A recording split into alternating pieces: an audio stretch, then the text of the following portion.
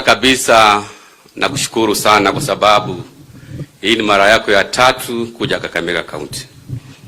Mwezi wa Disemba ulikuwa hapa ukatufungulia airstrip, and I want to appreciate you.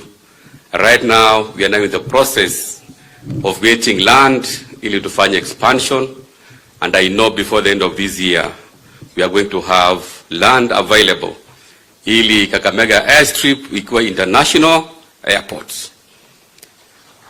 Na kushukuru sana tena, tumekuwa tukiongea mambo ya level 6 referral hospital ambayo ni hospitali kubwa sana in the country, 750 bed capacity.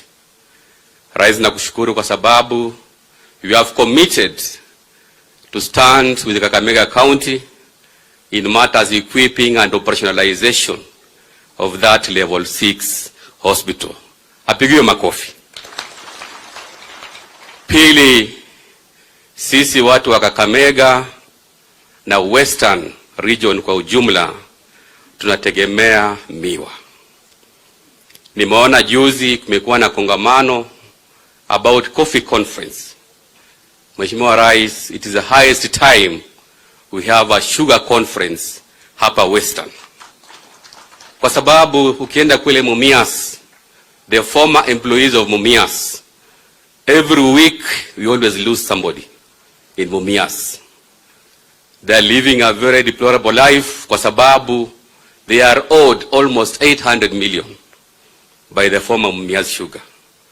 So when we have a conference on matters sugar, tutasemezana ukweli, and Mheshimiwa Rais, I want you to lead that conversation ili tupate suluhu ya kudumu on matters sugar.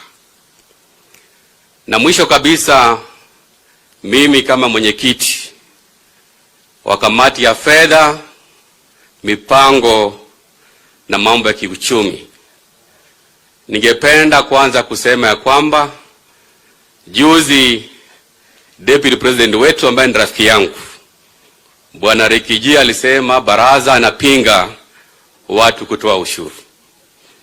Mheshimiwa Rais, I want to confirm you today ya kwamba on behalf of the 47 governors, we are supporting your initiative to collect taxes. Hatuwezi kuwa na maendeleo hapa, hatuwezi patiana huduma bila watu kutoa pesa.